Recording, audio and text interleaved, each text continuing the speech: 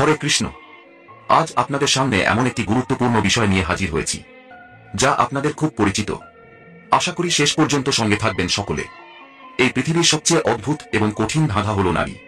বলা হয়ে থাকে যে একজন মেয়ে বা নারীকে বোঝা শুধু কঠিনই নয়, অসম্ভবও বটে।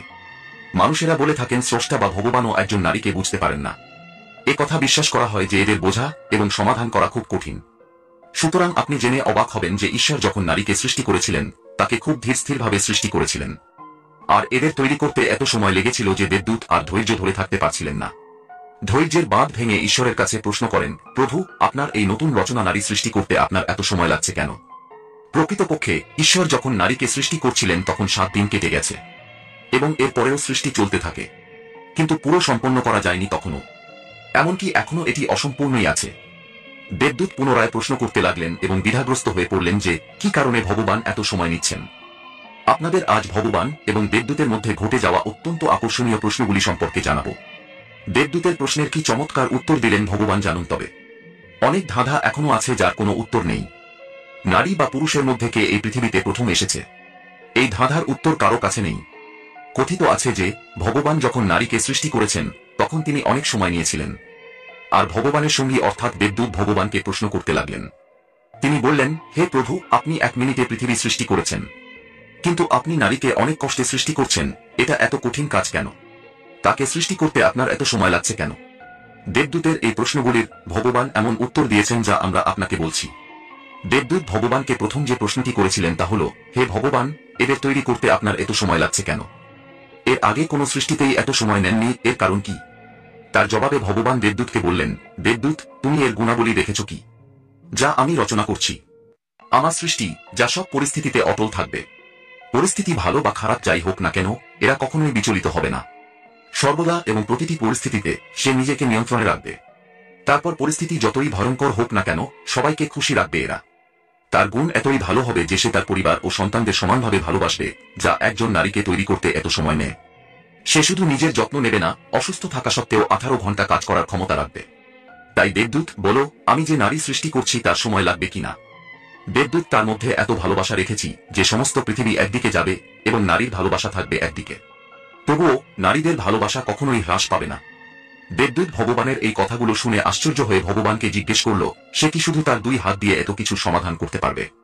ভগবান বললেন, অবশ্যই, তাই এটি আমার সবচেয়ে অদ্ভুত এবং সবচেয়ে আশ্চর্যজনক সৃষ্টি বলা হবে। সব শোনার পর দেবদূত কাছে গিয়ে ভগবানের তৈরি অসম্পূর্ণ সৃষ্টিতে 2 হাতে 2 গাল স্পর্শ করলেন। বলল, হে প্রভু, এ তো দেখছি খুব কোমল সুকুমার, সে এত কিছু করতে পারবে কিভাবে? ভগবান হেসে বলেন, হ্যাঁ, তুমি ঠিক ধরেছ দেবদূত, বাইরে থেকে যতটা সুকুমার মনে হয় সে ততটা সুকুমার নয়। শরীর ও প্রকৃতি কোমল হতে পারে, কিন্তু ভেতর থেকে সমান শক্তিশালী। দেবদূত, সবাই তোমার মতো অবাক হবে, কিন্তু এই সৃষ্টির এমন গুণ আছে যে এর চেয়ে সূক্ষ্ম থেকে সূক্ষ্মতম রচনা আর কিছু হতে পারে না, এবং এরা সমান মজবুত হবে। কিন্তু সুযোগ এলে যখন যা ঘটবে তার সঙ্গে মানিয়ে নেবে এই সুকুমারী নারী। কিন্তু দেবদূত, তাকে দুর্বল ভেবে ভুল করবে না। দেখতে যতটা দুর্বল সে ততটা নয়। এরা আমার খুব শক্তিশালী রচনা। এই সৃষ্টি নিয়ে দেবদূত খুব উৎসাহিত হতে থাকে।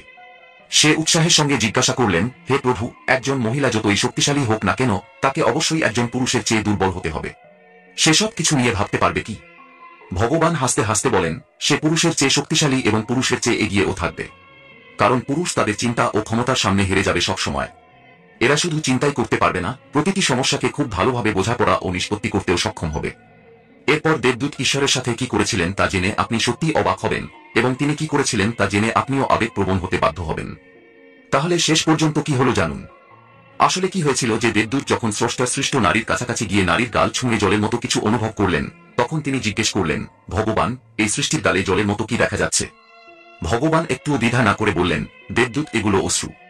তখন দেবদূত মহা বিস্ময়ের সাথে ভগবানকে জিজ্ঞেস করলেন, এই অশ্রু কেন?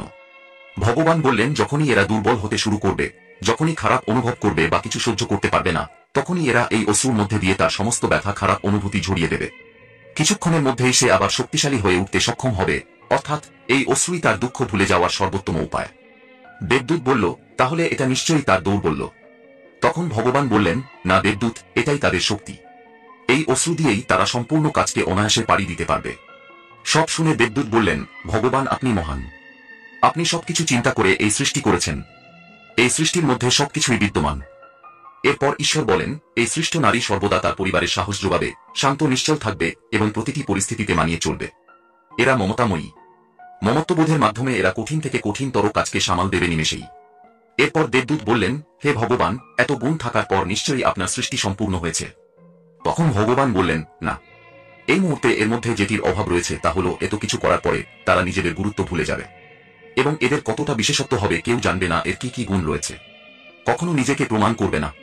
সে সবার ভালো করবে কিন্তু কারো কাছ থেকে প্রশংসা বা পরোপকারের আশা করবে না। নারীর জীবন শ্রেষ্ঠ জীবন। প্রতিটি দিন একটি নতুন জন্ম, একই জীবনের একটি নতুন শুরু। এই বহু রূপের মধ্যে নিমগ্ন থাকে নারী। মানুষ বলে নারী মহান। মানুষ কি সত্যিই তাদের সম্মান করতে পারে? মা, বোন, মেয়ে, না জানি কত নাম, এসবের মাঝে নারীটি থেকে যায় অজ্ঞাতনামা। কিভাবে তিনি শুধুমাত্র একটি রূপ চয়ন করতে পারেন? তারা তার সম্পূর্ণতা সম্পর্কে কি ভাবে? প্রতিটি রূপে বেঁচে থাকলেই সে মহান হয়। তার আসল রূপের কোনো পরিচয় নেই। সে যেমন দুর্বল তেমনি শক্তিশালী। সে স্নেহে পরিপূর্ণ, সে স্নিগ্ধ, তবুও সে নিজের অজান্তে। তার জীবন সম্পর্কের মধ্যে রয়েছে, লোকেরা বলেন যে মহিলারা দুর্দান্ত বিনয়ী। ভগবানের সৃষ্ট এই সৃষ্টির কাহিনী শুনে আপনিও নিশ্চয়ই বুঝতে পেরেছেন কেন একটি নারীর এত রূপ পাওয়া যায়। মা, বোন বা স্ত্রী হোক, তার প্রতিটি রূপই নিখুঁত। সেজন্য আপনারও উচিত ঈশ্বরের এই সৃষ্টিকে চেনা এবং সম্মান করা। আমরা আশা করি আপনার এই তথ্যগুলো ভালো লেগেছে। ভিডিওটি ভালো লাগলে লাইক দিন এবং আমাদের চ্যানেলটি সাবস্ক্রাইব